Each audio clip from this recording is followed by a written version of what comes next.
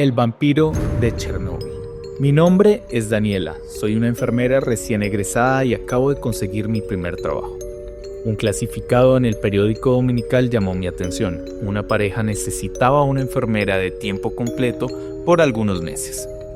Buscaban a alguien con total disponibilidad para internarse con ellos en una casa a las afueras de la ciudad y que tuviera conocimientos en enfermería, pues el esposo padecía una enfermedad terminal y requería cuidados especiales. No lo pensé mucho y llamé al número que aparecía en el anuncio. Me contestó una mujer con un acento peculiar y un español algo rústico, por lo que intuí que era extranjera. Me explicó los pormenores del trabajo y me solicitó algunos datos personales antes de darme la cifra que estaban dispuestos a pagar por mis servicios. Le proporcioné mi nombre, edad, dirección de residencia, tipo de sangre y seguro médico. Cuando me reveló el sueldo, no lo podía creer. Era una cifra exorbitante, algo con lo que jamás había soñado. Me explicó que ese pago sería mensual y que dependería del tiempo que permaneciera con ellos, pues su marido estaba en un estado crítico y no sabía cuánto más resistiría. Curiosamente, nunca mencionó qué enfermedad padecía, pero no le di importancia. Una vez que llegamos a un acuerdo, acepté de inmediato. Acordamos que un vehículo pasaría por mí, ya que la casa estaba bastante alejada, en las afueras de la sabana. No le vi problemas, pactamos el día y la hora en la que me recogerían. El lunes en la mañana llegó un Renault 11 rojo, me subí y emprendimos camino. El conductor no era muy amigable, apenas cruzamos palabras más allá del saludo y la despedida. Después de casi 3 horas de viaje, llegamos.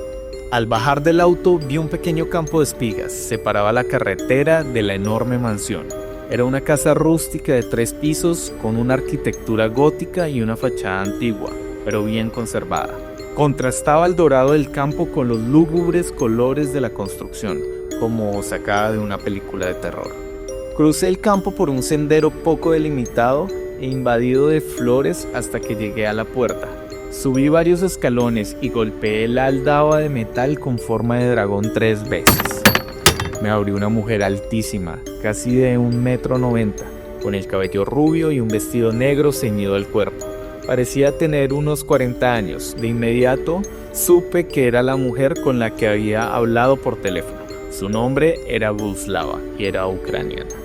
Al entrar me hizo un recorrido por la casa. Me mostró la habitación donde dormiría, la cocina y un pequeño cuarto con utensilios médicos. También me señaló las 2 habitaciones del tercer piso, que permanecían siempre con llave, la suya y la de su esposo. Me explicó que dormían en habitaciones separadas debido a la grave condición de su marido. En el pequeño cuarto médico me mostró una nevera especial con varias bolsas de transfusión de sangre. Me explicó que la razón principal de mi presencia era suministrar las constantes transfusiones que su esposo necesitaba debido a su enfermedad. Agregó que sus brazos habían sufrido mutaciones, lo que hacía complicado infiltrarle las venas. Luego de explicarme otros pormenores, me invitó a conocer a su esposo y hacerle la primera transfusión. Subimos al tercer piso. Los escalones de madera crujían con cada paso. Bohuslava sacó una llave que llevaba colgada en el cuello, la introdujo en la cerradura y abrió la puerta. Un hedor insoportable escapó de la habitación. Por poco y vomito. Había enfrentado dolores fuertes en mi vida, pero nada como esto. Entré con cautela y coloqué la bandeja con utensilios sobre el aparador. Me puse el tapabocas para mitigar el olor que describiría como una mezcla entre azufre y carne podrida. En la cama yacía un hombre enorme, aunque su figura apenas se distinguía bajo una sábana blanca. Solo sus brazos sobresalían y su respiración entrecortada llenaba la habitación.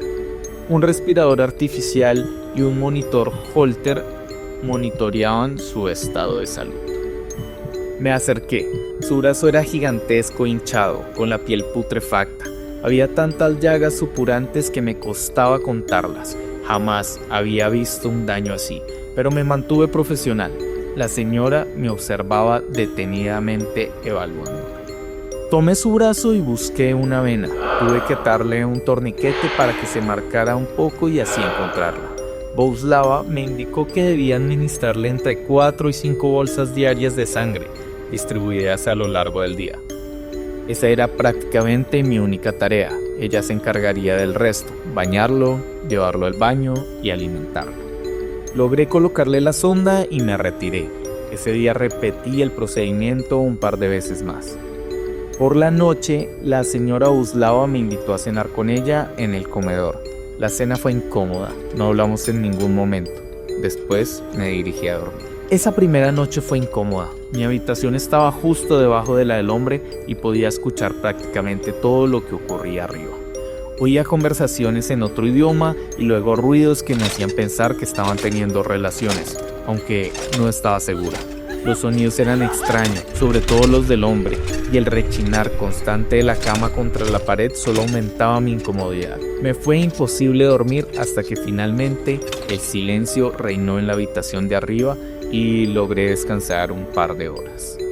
Si hasta ahora les está gustando esta historia, por favor denle like a este video, suscríbanse al canal y denle al botón de la campanita, así les va a recordar cada vez que subamos un video nuevo.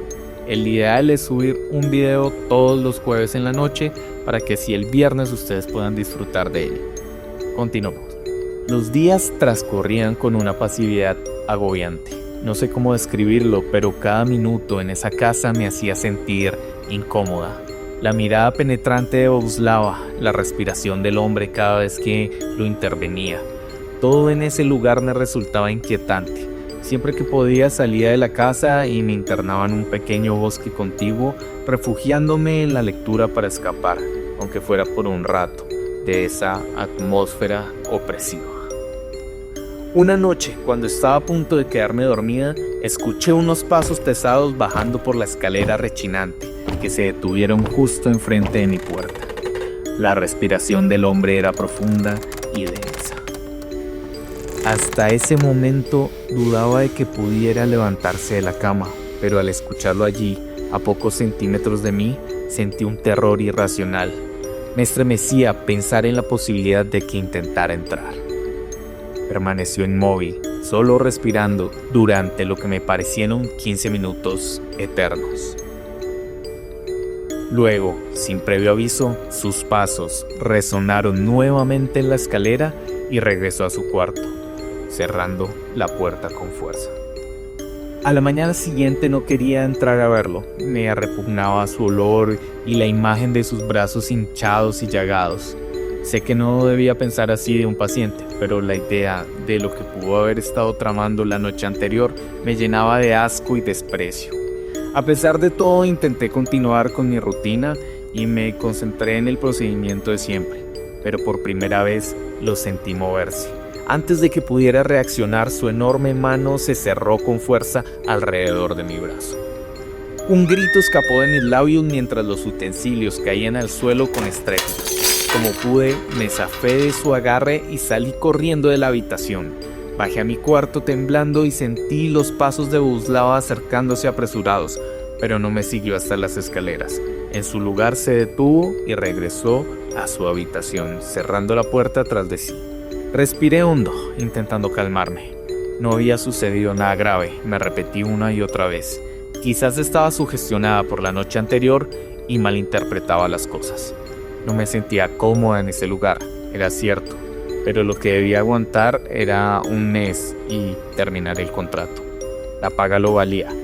Ya había completado casi la mitad del tiempo. Finalmente, decidí subir con cautela para recoger el desastre que había provocado con mi reacción. Lo hice en completo silencio, tratando de no hacer crujir las escaleras. Estaba avergonzada y no quería irrumpir en la habitación en un momento inadecuado.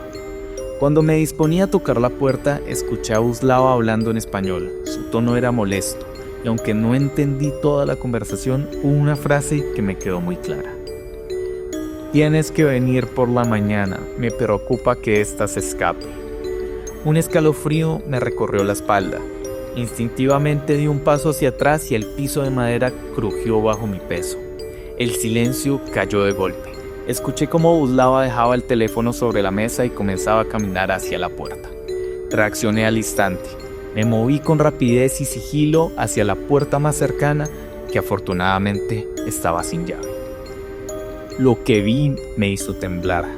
En esa habitación había una mujer encadenada, extremadamente delgada, con visibles moretones en la piel pálida. Estaba amordazada, con una mirada perdida. Quise gritar, pero me contuve.